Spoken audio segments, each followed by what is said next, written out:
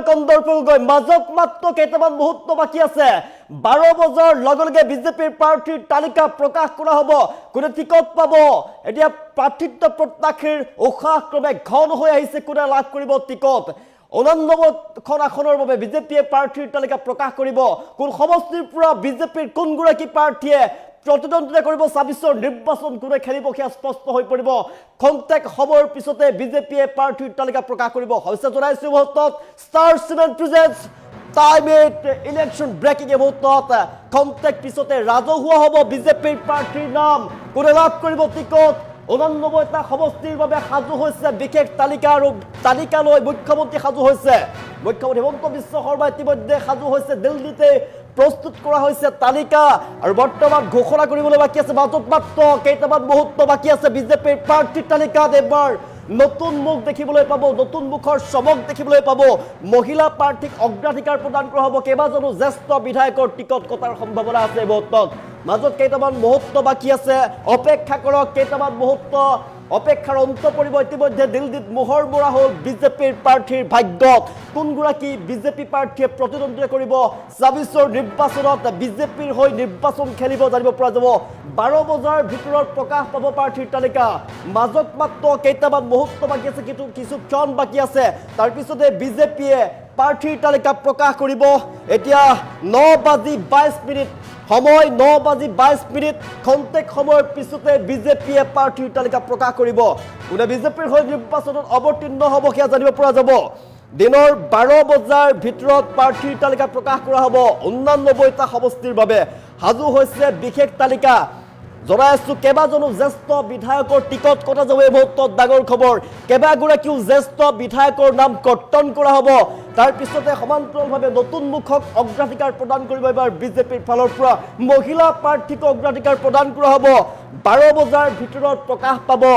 প্ৰাৰ্থীৰ নাম জনাই আছো 9:23 12 বজাৰ ভিতৰতে প্ৰকাশ পাব প্ৰাৰ্থীৰ নাম কোন সমষ্টিৰ পৰা কোনগৰাকী বিজেপি প্ৰাৰ্থীয়ে নিৰ্বাচনত অৱতীৰ্ণ হ'ব সেয়া জানিব পৰা যাব খন্তেক সময়ৰ পিছতে বিজেপিৰ প্ৰাৰ্থীৰ তালিকা প্ৰকাশ কৰা হ'ব অপেক্ষাৰ অন্ত পৰিব অসমবাসীয়ে ৰৈ আছে উৎকণ্ঠাৰে বিজেপিৰ প্ৰাৰ্থীৰ তালিকা প্ৰকাশ কৰা হ'ব হাতত মাত্ৰ কেইটামান মুহূৰ্ত বাকী আছে কোনে দিছপুৰলৈ আহিব কোনে বিধানসভাত যাব পাৰিব কোনগৰাকী বিধায়কে দিছপুৰৰ আবাসী হৈ পৰিব জানিব পৰা যাব হাতত মাত্ৰ কেইটামান মুহূৰ্ত বাকী আছে দিলীপ শইকীয়া মুখ্যমন্ত্ৰী ডক্টৰ হিমন্ত বিশ্ব শৰ্মাই দিল্লীতে চূড়ান্ত কৰিছে প্ৰাৰ্থীৰ তালিকা আৰু সেই তালিকালৈ ইতিমধ্যে মুখ্যমন্ত্ৰীয়ে সাজু হৈ আছে খন্তেক সময়ৰ পিছতেই প্ৰকাশ পাব বিজেপিৰ প্ৰাৰ্থীৰ তালিকা নতুন মুখৰ চমক দেখিবলৈ পাব গুৰুত্বপূৰ্ণ খবৰ এই মুহূৰ্তত নতুন মুখৰ চমক দেখিবলৈ পাব কোন সমষ্টিত কোন নতুন মুখ দেখিবলৈ পাব আপোনালোকে কোনগৰাকী বিজেপি বিধায়কৰ টিকট কটা যাব পাখি কটা যাব হেও জানিব পৰা যাব কোনগৰাকী বিধায়কৰ টিকট কৰ্তন কৰা হৈছে কোনগৰাকীক নতুন মুখক অগ্ৰাধিকাৰ প্ৰদান কৰিছে মুখ্যমন্ত্ৰী হিমন্ত বিশ্ব শৰ্মাই বাৰে বাৰে কৈ আছে এবাৰ মহিলা প্ৰাৰ্থীক অগ্ৰাধিকাৰ প্ৰদান কৰা হ'ব নতুন প্ৰাৰ্থীক অগ্ৰাধিকাৰ প্ৰদান কৰা হ'ব আৰু কিছু বিধায়কৰ টিকট কৰ্তন কৰা হ'ব ভালে কেইজন পুৰণি বিধায়কৰ যোনে দিছপুৰত আছিলে তেওঁলোক দিছপুৰতে এবাৰ আহিব নোৱাৰিব দিছপুৰলৈ কোন আহিব এই মুহূৰ্তত ডাঙৰ খবৰ দিছপুৰলৈ কোন আহিব 12 বজাৰ ভিতৰত প্ৰাৰ্থীৰ তালিকা প্ৰকাশ কৰা হ'ব অপেক্ষাৰ অন্ত পৰিব হাতত মাত্ৰ কেইটামান মুহূৰ্ত বাকী আছে 9:24 এই মুহূৰ্তত সময় 9:24 25 হৈছে আৰু খন্তেক সময়ৰ পিছতে বিজেপি প্ৰাৰ্থীৰ তালিকা প্ৰকাশ পাব 89টা সমষ্টিৰ বাবে সাজু হৈছে বিশেষ তালিকা আৰু আসন এৰি দিয়া হৈছে বিপিএফক এৰি দিয়া হৈছে আসন তাৰ পিছতে অগপলৈ আসন এৰি দিয়া হৈছে 12 বজাত প্ৰাৰ্থীৰ তালিকা প্ৰকাশ পাব অগপক এৰি দিয়া হৈছে 26খনকৈ এখন বিপিএফক 11খন আসন এৰি দিয়া হৈছে 89খন আসনৰ বাবে বিজেপিয়ে প্ৰাৰ্থীৰ তালিকা চূড়ান্ত কৰিব কোন সমষ্টিৰ পৰা কোনে বিধায়ক হিচাপে নিৰ্বাচিত হ'ব কোনে ইলেকশ্যন নিৰ্বাচন খেলিব এবাৰ চূড়ান্ত হৈ পৰিব কাৰণ বিজেপিৰ কোনগৰাকী প্ৰাৰ্থীয়ে কোন সমষ্টিৰ পৰা নিৰ্বাচনত অৱতীৰ্ণ হ'ব খন্তেক সময়ৰ পিছতেই জানিব পৰা যাব কোনে দখল কৰিব দিছপুৰৰ গাদী কোনে দখল কৰিব দিছপুৰৰ আবাসী কোনে হ'ব বিধানসভালৈ কোন আহিব জানিব পৰা যাব কোনে প্ৰাৰ্থিত্ব প্ৰত্যাশী এবাৰ বিজেপিৰ পৰা কোনগৰাকী প্ৰাৰ্থীয়ে নিৰ্বাচনত অৱতীৰ্ণ হ'ব ২৬ৰ নিৰ্বাচন কোনে খেলিব শাসকীয় দলৰ হৈ এইবোৰ ডাঙৰ প্ৰশ্ন আৰু সেই প্ৰশ্নৰ উত্তৰ পাব 12 বজাৰ ভিতৰতে বিজেপিয়ে প্ৰাৰ্থীৰ তালিকা প্ৰকাশ কৰিব ডাঙৰ খবৰ এইবোৰ বিগ আপডেট জনাই ইতিমধ্যে দিল্লীত মোহৰ মৰা হৈছে প্ৰাৰ্থীৰ কোনগৰাকী প্ৰাৰ্থীয়ে টিকট পাব সেয়া কনফাৰ্ম হৈ আছে মুখ্যমন্ত্ৰী হিমন্ত বিশ্ব শৰ্মাই হাতত দীঘলীয়া লিষ্ট লৈ ইতিমধ্যে গুৱাহাটীত উপস্থিত হৈছে আৰু খন্তেক সময়ৰ পিছতেই ৰাজ্যিক বিজেপিৰ কাৰ্যালয়ত এয়া ঘোষণা কৰা হ'ব খন্তেক সময়ৰ পিছতে মুখ্যমন্ত্ৰী হিমন্ত বিশ্ব শৰ্মাই আৰু দলৰ সভাপতি দিলীপ শইকীয়াই ঘোষণা কৰিব প্ৰাৰ্থীৰ তালিকা আৰু মাজত মাত্ৰ কেইটামান মুহূৰ্ত বাকী আছে জনাইছো মাজত মাত্ৰ কেইটামান মুহূৰ্ত বাকী আছে আৰু খন্তেক সময়ৰ পিছতে অপেক্ষাৰ অন্ত পৰিব অসমৰ ৰাজ্য অপেক্ষা ৰৈ আছে বিজেপিৰ হৈ কোনে নিৰ্বাচনত অৱতীৰ্ণ হ'ব কোনে ২৬ৰ নিৰ্বাচনত শাসকীয় দলৰ হৈ নিৰ্বাচন খেলিব চৰ্চা চলি আছে ৰাজ্যজুৰি অপেক্ষাৰ অন্ত পৰিব ইতিমধ্যে দিল্লীত মোহৰ মৰা হৈছে প্ৰাৰ্থীৰ নাম কোনে নিৰ্বাচন খেলিব বিজেপিৰ হৈ কাক নিৰ্বাচন খেলিবলৈ সুবিধা প্ৰদান কৰা হ'ব সেয়া ইতিমধ্যে ডিচিশন হৈ গৈছে ইতিমধ্যে লিষ্টত তেওঁলোকৰ নাম সোমাইছে চিলমোহৰ ইতিমধ্যে মাৰি দিলে মুখ্যমন্ত্ৰী হিমন্ত বিশ্ব শৰ্মা আৰু দিলীপ শইকীয়া ইতিমধ্যে সাজু কৰি অনা লিষ্ট লৈ দীঘলীয়া তালিকা লৈ ইতিমধ্যে গুৱাহাটীত উপস্থিত হৈছে সাজু হৈ আছে কিছু সময়ৰ পিছতে ঘোষণা কৰিব বিজেপিৰ প্ৰাৰ্থীৰ তালিকা জনাইছো কিছু সময়ৰ পিছতে বিজেপিৰ প্ৰাৰ্থীৰ তালিকা প্ৰকাশ কৰা হ'ব অপেক্ষাৰ অন্ত পৰিব আৰু কিছু সময়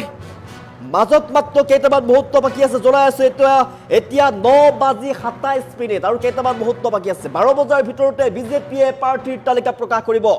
আৰু ৮৯টা সমষ্টিৰ বাবে সাজু হৈছে বিশেষ তালিকা কোন সমষ্টিৰ পৰা কোনে নিৰ্বাচনত অৱতীৰ্ণ হ'ব সেয়া জানিব পৰা যাব সাজু হৈছে ইতিমধ্যে প্ৰাৰ্থীৰ তালিকা বিশেষ তালিকালৈ সাজু হৈছে ইতিমধ্যে মুখ্যমন্ত্ৰী হিমন্ত বিশ্ব শৰ্মা ঘোষণা কৰিবলৈ বাকী আছে হলেও সম্ভাৱ্য যিগৰাকী প্ৰাৰ্থী আমি জানিব পাৰিছো সম্ভাৱ্য প্ৰাৰ্থীৰ নাম জনাই আছো ৰঙিয়াত ইতিমধ্যে ভৱেশ কলিতা সম্ভাৱনা আছে ভৱেশ কলিতা ফাইনেল হৈ পৰিছে গোলকগঞ্জত অশ্বিনী ৰায় চৰকাৰ ৰহাত শশীকান্ত দাস মাহবৰাত সুৰুজ দিহিঙীয়া সোণাৰীত ধৰ্মেশ্বৰ কোঁৱৰ টংলাত দিকম ডেকা গোৱালপাৰা পশ্চিমত পবিত্ৰ ৰাভা মঙলদৈত নীলিমা দেৱী তিনিচুকীয়াত পুলক গোহাঁই মাকুমত সঞ্জয় কিষাণ পুনৰ ধলাইত পৰিমল শুক্লবৈদ্য নিউ গুৱাহাটীত এইবাৰ ডিপ্ৰুৰঞ্জন শৰ্মা তামোলপুৰত বিশ্বজিৎ দৈমাৰী ধেমাজিত ৰণোজ পেগু পুনৰ ৰণোজ পেগুক প্ৰদান কৰা হ'ব টিকট মাজুলীত ভুৱন গামে পুনৰ টিকট লাভ কৰিব তেওঁ পুৰণি বিধায়ক আছিলে দুলীয়াজানৰ ৰামেশ্বৰ তেলী তেখেত চন্দ্ৰমোহন পাটোৱাৰী বৰক্ষেত্ৰীত নাৰায়ণ ডেকাই টিকট লাভ কৰিছে বহুদিন তেওঁক সমষ্টিবাসীৰ যথেষ্ট মৰম আছে আৰু নাৰায়ণ ডেকাই পুনৰ টিকট লাভ কৰিব বৰক্ষেত্ৰীত ভৱানীপুৰ সৰভোগত ৰঞ্জিত কুমাৰ দাসক এবাৰ পুনৰ টিকট প্ৰদান কৰিছে দলে গুৰুত্ব প্ৰদান কৰিছে ঢেকীয়াজুলিত অশোক সিংঘল ঢেকীয়াজুলিৰ লখিমপুৰত মানৱ ডেকা পুনৰ এবাৰ নিৰ্বাচন খেলিব ডিব্ৰুগড়ত প্ৰশান্ত ফুকন দলৰ পুৰণি কৰ্মী প্ৰশান্ত ফুকন হৈছে পুৰণি কৰ্মী আৰু বিজেপি দল যেতিয়া নাছিলে তেতিয়া প্ৰশান্ত ফুকনে দলটোক আগবঢ়াই লৈ গৈছিলে অকলে যথেষ্ট কাম কৰিছিলে গাৰ্ছ লেভেল প্ৰশান্ত ফুকনক পুনৰ সন্মান প্ৰদান কৰিছে প্ৰশান্ত ফুকনে পুনৰ ডিব্ৰুগড়ত নিৰ্বাচন খেলিব কাটিগড়াত কমলাক্ষদে পুৰকায়স্থ কমলপুৰত দিগন্ত কলিতা বিশ্বনাথত পল্লৱ লোচন দাস নদুৱাৰত পদ্ম হাজৰিকা আমিৰাত আমৃত তুলিৰাম ৰংহাং লামডিং শিলাদিত্যদেৱ মৰিগাঁও ৰমাকান্ত দেউৰী পুনৰ ৰমাকান্ত দেউৰীক মৰিগাঁৱৰ পৰা নিৰ্বাচনত অৱতীৰ্ণ হ'বলৈ দেৱৰ ৰহাৰ পৰা শশীকান্ত দাস যোৰহাট হিতেন্দ্ৰনাথ গোস্বামী চিপাজাৰ পৰমানন্দ ৰাজবংশী খোৱাং চক্ৰ গগৈ পুনৰ খোৱাঙত চক্ৰ গগৈ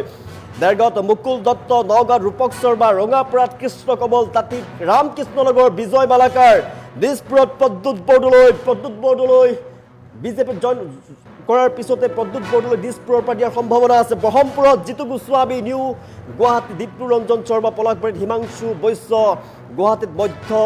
বিজয় গুপ্তা সম্ভাৱনা আছে জালুকবাৰীত ইতিমধ্যে ফাইনেল ডক্টৰ হিমন্ত বিশ্ব শৰ্মা কমলপুৰত দিগন্ত কলিতা ডিগবৈত চুৰেণ ফুকন ডিব্ৰুগড়ত প্ৰশান্ত খুমটাইত মৃণাল শইকীয়া নাহৰকটীয়া তৰংগ গগৈ টিংখাং বিমল বৰা দেৱজ সুশান্ত বৰগোহাঁই গোলাঘাট অজন্তা নেওগ ফাইনেল হৈ পৰিছে ইতিমধ্যে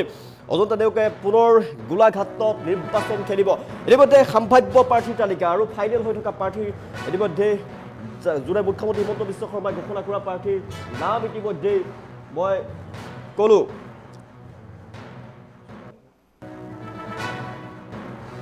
ওলাইছো ৮৯টা সমষ্টিৰ বাবে বিজেপিয়ে প্ৰাৰ্থীৰ তালিকা প্ৰকাশ কৰিব ৮৯টা সমষ্টিৰ বাবে বিজেপিয়ে প্ৰাৰ্থীৰ তালিকা প্ৰকাশ কৰিব কোন সমষ্টিৰ পৰা কোনগৰাকী প্ৰাৰ্থীয়ে নিৰ্বাচনত অৱতীৰ্ণ হ'ব সেয়া জানিব পৰা যাব কেইবাজনো জ্যেষ্ঠ বিধায়কৰ এবাৰ টিকট কৰ্তন কৰা হৈছে কেইবাজনো জ্যেষ্ঠ বিধায়কৰ টিকট কৰ্তন কৰা হৈছে আৰু নতুনক এবাৰ অগ্ৰাধিকাৰ প্ৰদান কৰিছে বিজেপিৰ ফালৰ পৰা ওলাইছো বিজেপিৰ মাজত মাত্ৰ কেইটামান সময় কেইটামান মুহূৰ্ত বাকী আছে, মাত্ৰ কেইটামান মুহূৰ্ত বাকী আছে, অপেক্ষা 12 বজাৰ ভিতৰতে বিজেপিয়ে প্ৰাৰ্থীৰ তালিকা প্ৰকাশ কৰিব। এই মুহূৰ্তত ডাঙৰ খবৰ জনাইছোঁ, ৰাজ্যবাসী অপেক্ষাৰ অন্ত পৰিব, 12 বজাৰ ভিতৰত বিজেপিৰ প্ৰাৰ্থীৰ তালিকা প্ৰকাশ কৰা হ'ব। দিছপুৰলৈ কোন আহিব, এই মুহূৰ্তত গুৰুত্বপূৰ্ণ, দিছপুৰলৈ কোন আহিব। বিজেপিৰ প্ৰাৰ্থীৰ তালিকাত এইবাৰ নতুন মুখৰ চমক দেখিবলৈ পোৱা যাব। হাতত দীঘলীয়া তালিকালৈ ইতিমধ্যে মুখ্যমন্ত্ৰী হিমন্ত বিশ্ব শৰ্মা সাজু হৈ আছে, ৰাজ্যিক বিজেপিৰ সভাপতি দিলীপ শইকীয়া ইতিমধ্যে সাজু হৈ আছে। কোনে লাভ কৰিব এবাৰ বিধানসভাৰ নিৰ্বাচনৰ টিকট বিজেপিৰ ফালৰ পৰা? বিজেপি যিহেতু শাসকীয় দলৰ ওপৰত সকলোৰে চকু আছিলে, যিহেতু শাসকীয় দলৰ ওপৰত সকলোৰে চকু, আৰু বিজেপিৰ হৈ 26ৰ নিৰ্বাচনত কোনে অৱতীৰ্ণ হ'ব ইয়াকে লৈ চৰ্চা লাভ কৰিছে, ৰাজ্যজুৰি চৰ্চা লাভ কৰিছে, আৰু চৰ্চাৰ অন্ত পৰিব, সকলো কল্পনা জল্পনাৰ অন্ত পৰিব। মাজত মাত্ৰ কেইটামান মুহূৰ্ত বাকী আছে, মাজত মাত্ৰ কেইটামান ক্ষণ বাকী আছে, তাৰ পিছতেই প্ৰকাশ পাব বিজেপিৰ প্ৰাৰ্থীৰ তালিকা। বিজেপি প্ৰাৰ্থীৰ তালিকা প্ৰকাশ কৰা হ'ব, কোন সমষ্টিৰ পৰা কোনগৰাকী বিজেপি প্ৰাৰ্থীয়ে নিৰ্বাচনত অৱতীৰ্ণ হ'ব এয়া জানিব পৰা যাব। জনাইছোঁ এই মুহূৰ্তত খন্তেক সময়ৰ পিছতে বিজেপি প্ৰাৰ্থীৰ তালিকা প্ৰকাশ কৰা হ'ব। প্ৰাৰ্থীৰ তালিকাক লৈ ইতিমধ্যে গুৱাহাটীত মুখ্যমন্ত্ৰী উপস্থিত হৈছে। 89টা সমষ্টিৰ বাবে প্ৰাৰ্থীৰ তালিকা খন্তেক সময়ৰ পিছতে ঘোষণা কৰা হ'ব। এই মুহূৰ্তত এতিয়া 9:32 কিছু সময়ৰ পিছতে বিজেপিৰ প্ৰাৰ্থীৰ তালিকা প্ৰকাশ কৰা হ'ব। আনুষ্ঠানিকভাৱে মুখ্যমন্ত্ৰীয়ে ঘোষণা কৰিব প্ৰাৰ্থীৰ তালিকা, আৰু প্ৰাৰ্থিত্ব প্ৰত্যাশীৰ মাজত এতিয়া উৎকণ্ঠা বৃদ্ধি পাবলৈ ধৰিছে, উশাহ ঘন হৈ আহিছে। কোনগৰাকী প্ৰাৰ্থীয়ে কোন সমষ্টিৰ পৰা নিৰ্বাচনত অৱতীৰ্ণ হ'ব? প্ৰাৰ্থিত্ব যিহেতু বহুতে বিচাৰিছিলে, বিজেপি শাসকীয় দল বিজেপিৰ পৰা নিৰ্বাচনত অৱতীৰ্ণ হ'বৰ বাবে বহুকেইগৰাকী প্ৰতিটো সমষ্টিৰ পৰা কেইবাগৰাকীও প্ৰাৰ্থীয়ে আবেদন দিছিলে বিজেপিৰ হৈ প্ৰতিদ্বন্দ্বিতা কৰিবৰ বাবে। এবতত কিন্তু কোনগৰাকী প্ৰাৰ্থীকে শেষ চিলমোহৰ মাৰি পেলাই বিজেপিৰ ফালৰ পৰা নিৰ্বাচন খেলিবলৈ দিয়া হ'ব, এই মুহূৰ্তত গুৰুত্বপূৰ্ণ হ'ব। মাজত মাত্ৰ কেইটামান মুহূৰ্ত বাকী আছে, জনাইছোঁ এই মুহূৰ্তত 12 বজাৰ ভিতৰতেই বিজেপিৰ প্ৰাৰ্থীৰ তালিকা প্ৰকাশ কৰা হ'ব। এই মুহূৰ্তত সবিশেষ জানিবৰ বাবে নিউজ ডেস্কত অভিলাষ উপস্থিত আছে। অভিলাষৰ ওচৰলৈ মই যাব বিচাৰিছোঁ।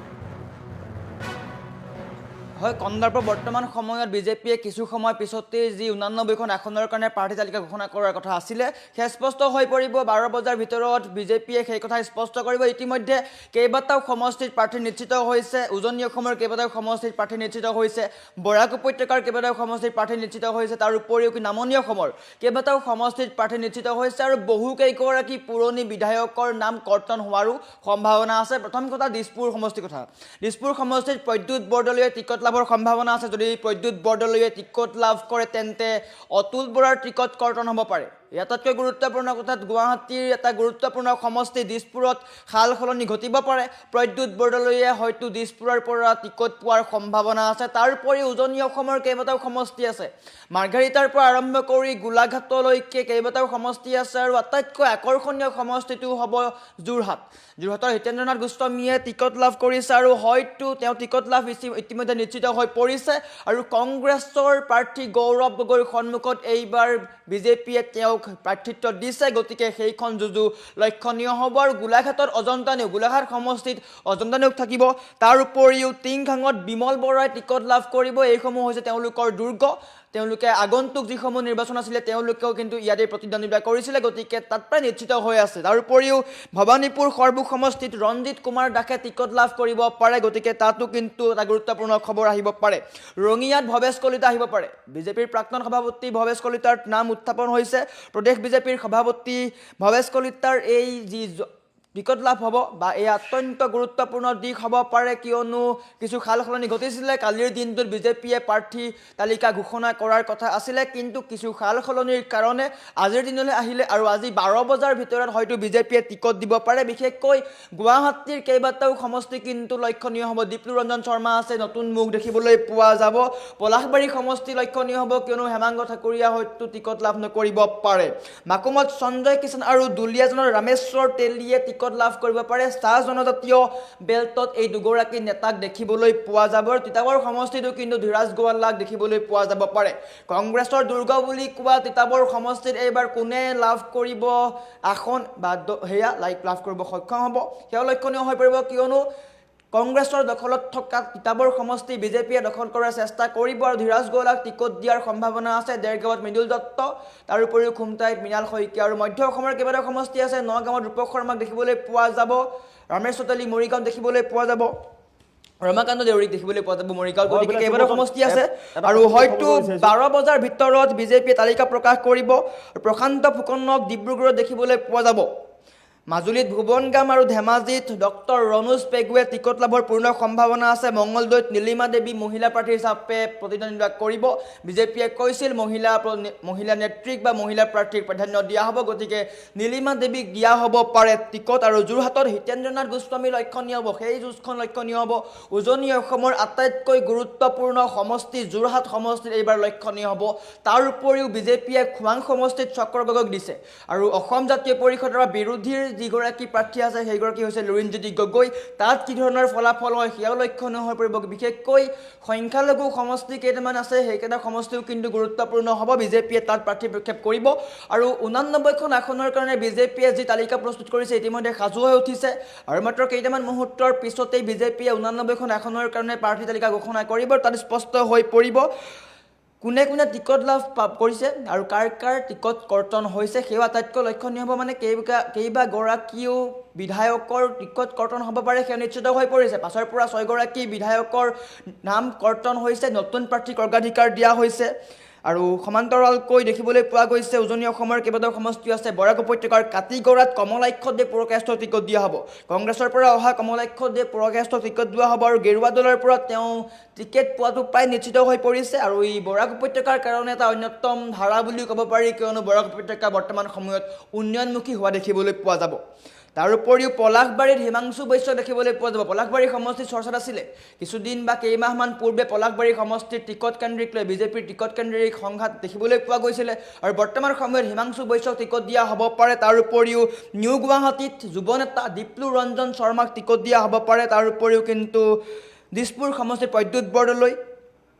আৰু কেইবাটাও সমষ্টি আছে আৰু আটাইতকৈ গুৰুত্বপূৰ্ণ সমষ্টি হিচাপে এইবাৰ দিছপুৰ থাকিব পাৰে, যোৰহাট থাকিব পাৰে, খোৱাং থাকিব পাৰে। ইতিমধ্যে জাগিৰোডৰ পৰা পীযুষ হাজৰিকা, নলবাৰীৰ পৰা জয়ন্ত মল্ল বৰুৱা আৰু জালুকবাৰীৰ পৰা ডক্টৰ হিমন্ত বিশ্ব শৰ্মাই প্ৰাৰ্থিত্ব আগবঢ়াইছে। গতিকে সেয়াও এটা গুৰুত্বপূৰ্ণ খবৰ। আৰু লামডিঙত শিলাদিত্যদেৱে টিকট লাভ কৰিব পাৰে, সেয়াও আটাইতকৈ গুৰুত্বপূৰ্ণ খবৰ। হিন্দুত্ববাদী ভোটৰ ওপৰত যি নিৰ্ভৰশীল শিলাদিত্যদেৱ, তেওঁ লাভ কৰিব পাৰে টিকট আৰু হয়তো তেওঁ নিশ্চিতকৈ লাভ কৰিব টিকট। আৰু আনহাতে বিশ্বনাথত পল্লৱ লোচন দাস তেওঁ লাভ কৰিব। সাংসদৰ পৰা পুনৰ বিধায়ক হোৱাৰ দৌৰত তেওঁ আছে আৰু হয়তো কিছু সময় পিছতেই 89খন আসনৰ কাৰণে বিজেপিয়ে তালিকা প্ৰকাশ কৰিব। কন্দৰ্প হয় বিলাস, হিমন্ত বিশ্ব শৰ্মাৰ ফালৰ পৰা মুখ্যমন্ত্ৰী ডক্টৰ হিমন্ত বিশ্ব শৰ্মাই এটা কথা কৈছিলে যে বিজেপিৰ ফালৰ পৰা সমীক্ষা চলোৱা হৈছিলে। সমীক্ষাত যিসকল বিধায়কে ভাল কাম কৰিছিলে, সমষ্টিৰ হৈ যোনে ভাল কাম কৰিছিলে তেওঁলোকক টিকট পুনৰ প্ৰদান কৰা হ'ব। এই ক্ষেত্ৰত দেখিবলৈ পোৱা গৈছে যে সমষ্টিৰ হৈ যোনে ভালদৰে কাম কৰা নাছিলে, দলৰ হৈ যোনে কাম কৰা নাছিলে তেওঁলোকক কিন্তু টিকট প্ৰদান কৰা নহ'ব বুলি কোৱা হৈছিলে। এই মুহূৰ্তত জ্বলন্ত উদাহৰণ বিশ্বনাথ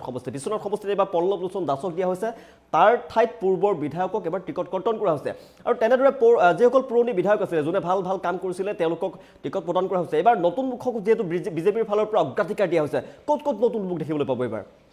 হয় কন্দৰ্প, বিজেপিয়ে পোনপটীয়াকৈ কৈছিলে বা মুখ্যমন্ত্ৰীয়ে পোনপটীয়াকৈ কৈছিলে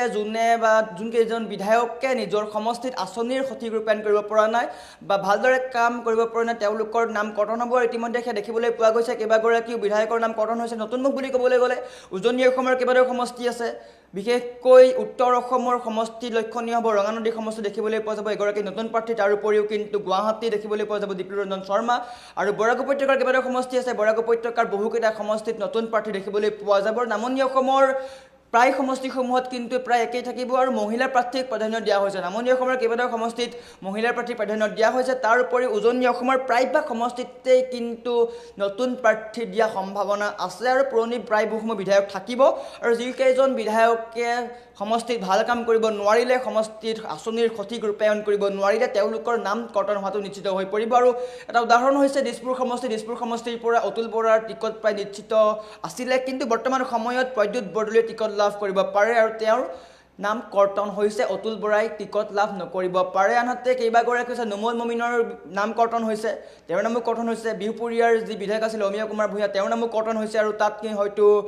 অন্য প্ৰাৰ্থীক দিব পাৰে ভূপেন বৰা আছে তেওঁ হয়তো লাভ কৰিব পাৰে গতিকে উত্তৰ অসমৰ সেইকেইটা সমষ্টি লক্ষণীয় হ'ব কিয়নো ভূপেন বৰাই কংগ্ৰেছৰ পৰা আহিয়েই টিকট লাভৰ সম্ভাৱনা বৃদ্ধি পাইছিল আৰু স্পষ্ট হৈ পৰিছে উত্তৰ অসমৰ কেইবাটাও সমষ্টিত সাল সলনি হ'ব আৰু হয়তো ৰঙানদী সমষ্টিত নতুন এখন মুখ দেখিবলৈ পোৱা যাব কন্দৰ্প হয় দেখিবলৈ পোৱা গৈছিলে বিজেপিৰ ফালৰ পৰা কোৱা হৈছিলে যে বহু নতুন মুখক অগ্ৰাধিকাৰ প্ৰদান কৰা হ'ব মহিলাৰ ক্ষেত্ৰতো কোৱা হৈছিলে মহিলা হওক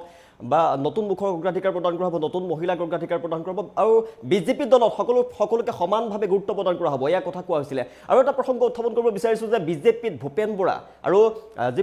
সদ্য যি বিজেপিত যোগদান কৰা যি প্ৰদ্যুৎ বৰদলৈ তেওঁলোকক যথোপযুক্ত সন্মান প্ৰদান কৰা হ'ব কংগ্ৰেছ দলত তেওঁক যি সন্মান প্ৰদান কৰা নাছিলে সেই সন্মান কিন্তু বিজেপিক প্ৰদান কৰা হ'ব বুলি দুটাকৈ সমষ্টি তেওঁলোকক নিৰ্ধাৰণ কৰি দিয়া হ'ব বুলি মুখ্যমন্ত্ৰীগৰাকীয়ে ইতিমধ্যে ঘোষণা কৰিছে কোন সমষ্টি ভূপেন বৰাৰ সমষ্টি কি হ'ব পাৰে আৰু প্ৰদ্যুৎ বৰদলৈ সমষ্টি সম্ভাৱনীয়তা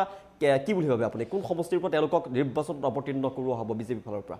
কন্দৰ্প এটা কথা স্পষ্ট হৈ পৰিছে প্ৰদ্যুৎ বৰদলৈয়ে হয়তো দিছপুৰৰ পৰা টিকট লাভ কৰিব পাৰে কিয়নো চৰ্চা চলিছিলে তেওঁ যিহেতু কংগ্ৰেছৰ পৰা পদত্যাগ কৰিছে আৰু দিল্লীত তেওঁ জইন কৰিছিলে বিজেপিত আৰু তাৰ পৰা এটা কথা স্পষ্ট হৈ পৰিছিলে চৰ্চা চলিছে বৰ্তমান পৰ্যন্ত এতিয়াও স্পষ্ট হোৱা নাই যে প্ৰদ্যুৎ বৰদলৈয়ে হয়তো দিছপুৰৰ পৰা টিকট লাভ কৰিব পাৰে আৰু সেয়া নিশ্চিত বুলিয়ে ক'ব পাৰি কিয়নো এটা কথা পুৰা চৰ্চা চলিছে আৰু সেয়া নিশ্চিত হৈছে প্ৰদ্যুৎ বৰদলৈ ইতিমধ্যে সাজু হোৱা দেখিবলৈ পোৱা গৈছে তেওঁ দিছপুৰৰ পৰা টিকট লাভ কৰিব কিয়নো দিছপুৰ সমষ্টি এটা গুৰুত্বপূৰ্ণ সমষ্টি কিয়নো মীৰা বৰঠাকুৰে তাত টিকট লাভ কৰিছে কংগ্ৰেছৰ পৰা বিৰোধীৰ ফালৰ পৰা মীৰা বৰঠাকুৰ থাকিব আৰু হয়তো সেই যুঁজখন লক্ষণীয় হ'ব বা আকৰ্ষণীয় হ'ব কিয়নো কংগ্ৰেছৰ দুই কংগ্ৰেছী বুলি ক'ব লাগিব কিয়নো প্ৰাক্তন কংগ্ৰেছী প্ৰদ্যুৎ বৰদলৈ বেছি দিন হোৱা নাই কংগ্ৰেছ ত্যাগ কৰা